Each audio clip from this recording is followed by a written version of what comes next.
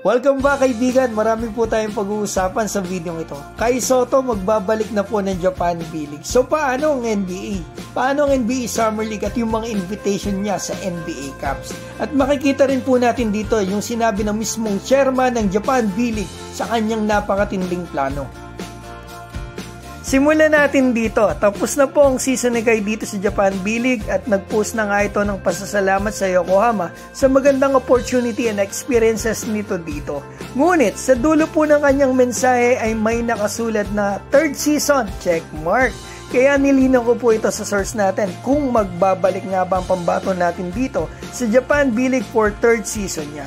At ang sagot sa akin ng source mga kaibigan, yes, magbabalik nga po si Kai sa Japan para sa pangatlo niyang season at dito magpahinog at magpalakas habang naghihintay ng tawag ng NBA teams. Anytime naman mga kaibigan, pwede po siyang kunin o imbitahan ng NBA teams kasi free agent po ang pambato natin.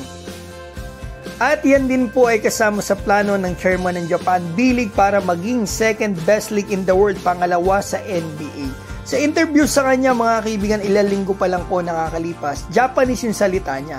Pero maganda, may English audio translation at caption, kaya mauunawaan po talaga natin. Binulgar nito ang kanyang plano para maging second best league in the world. Ito, gagawin niya daw 3 world imports, isang naturalized at isang Asian import per team ang Japan B-League.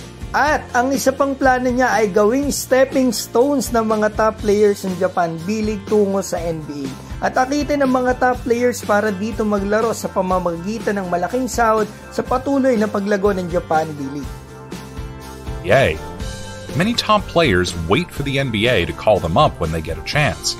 But now those players are starting to come to Japan.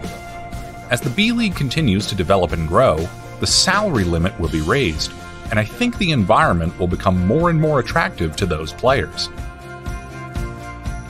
So in short, ang plano po talaga ng Japan B-League ay more competitive basketball, puro imports at malaking sahod para makuha nila ang titulo bilang second best league in the world sa NBA as of 2030.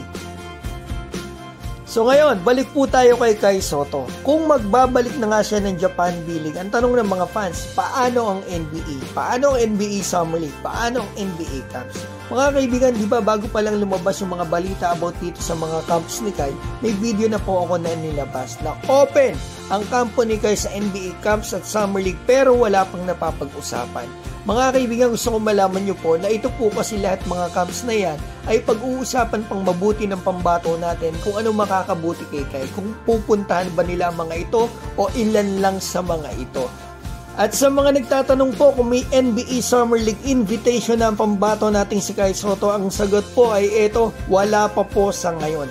Dahil binubuo po yan after ng NBA Cups at NBA Draft. At para sa akin mga kaibigan kung ano man ang maging desisyon ng kampo ni Kai dito sa kanyang NBA journey at next step niya, mga kaibigan, ay suportahan po natin sila dahil mas alam po nila kaysa sa atin kung ano makakabuti sa karir ni Kai. Kita din naman natin mga kaibigan yung mga move na ginagawa nila at kita din natin yung pagsusumikap ni Kai. Isipin po ninyo, kakauwi lang ng Japan B-League patuloy pa rin po ang training ni Kai sa P21. Walang pahi-pahinga ang pambato natin and I'm sure 100% magbubunga talaga ang pagsusumikap niya.